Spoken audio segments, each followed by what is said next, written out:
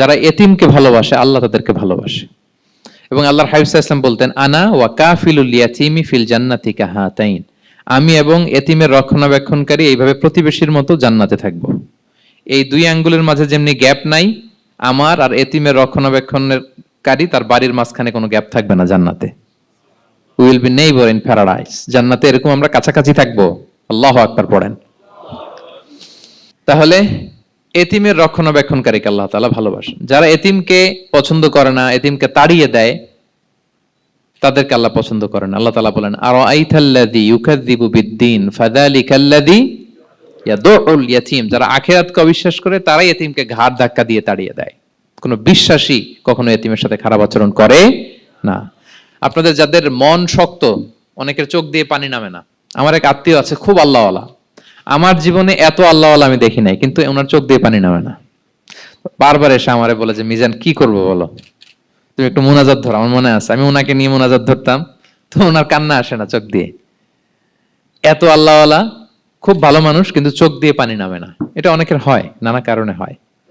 তো আল্লাহর হাবিব সাল্লাল্লাহু আলাইহি ওয়াসাল্লাম বলেছেন, কারো যদি চোখ দিয়ে পানি না নামে বা হৃদয় নরম না হয়, তারা যেন এতিমের মাথায় হাত বুলিয়ে দেয়। এক সাহাবী এসে বলেন, ইয়া রাসূলুল্লাহ, আমার হৃদয়টা বড় শক্ত, হৃদয় নরম হয় না। রাসূল সাল্লাল্লাহু আলাইহি ওয়াসাল্লাম বললেন, তাই? আতুহিব্বু আন ইয়ালিনা কলবুক, তুমি কি চাও তোমার হৃদয় নরম হোক, ওয়া তুদরাকা হাজাতুক, এবং তোমার আশা পূরণ হোক? তিনি বললেন, হ্যাঁ। তখন রাসূল সাল্লাল্লাহু আলাইহি ওয়াসাল্লাম বললেন, ইরহামিল ইয়াতীম, এতিমের উপর রহম করো। ওয়ামসা আলা রাসি, এতিমের মাথায় হাত বুলিয়ে দাও। ওয়া আতইমহু মিন তুআমিক, তোমার খাবার এতিমকে খাওয়াও। তালিনু কলবুক, তোমার অন্তর নরম হবে। তুদরাকা হাজাতুক, তোমার ইচ্ছা পূরণ হবে। তাহলে হৃদয় যদি শক্ত থাকে, কার মাথায় হাত বুলাবেন? বুলাইছেন কখনো? খুঁজে খুঁজে হাত বুলাবেন। বাংলাদেশে তো অনেক অরফেনেজ আছে, অনাথ আশ্রম, ওখানে যাবেন।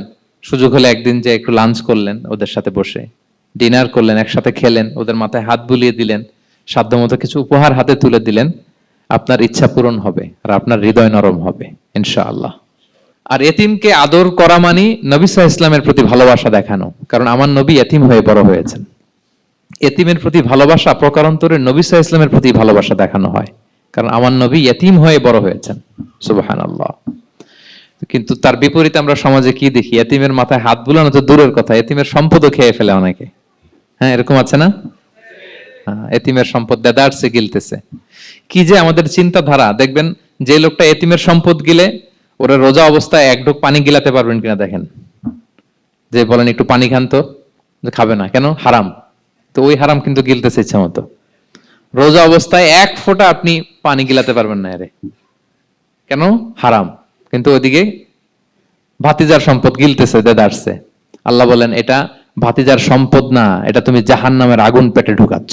ইন্নাল্লাযীনা ইয়াকুলুনা আমওয়ালাল ইয়াতামা যুলমান ইন্নামা ইয়াকুলুনা ফি বুতুনিহিম নারা ওয়া সায়াসলাউনা সাঈরা। যারা এতিমের সম্পদ খায়, এটা সম্পদ না, এটা জাহান্নামের আগুন তুমি পেটে ঢুকাচ্ছ। সো এতিমের প্রতি যেন আমরা নমনীয় হই, তাদের মাথায় হাত বুলাই, তাদের জন্য খরচ করি।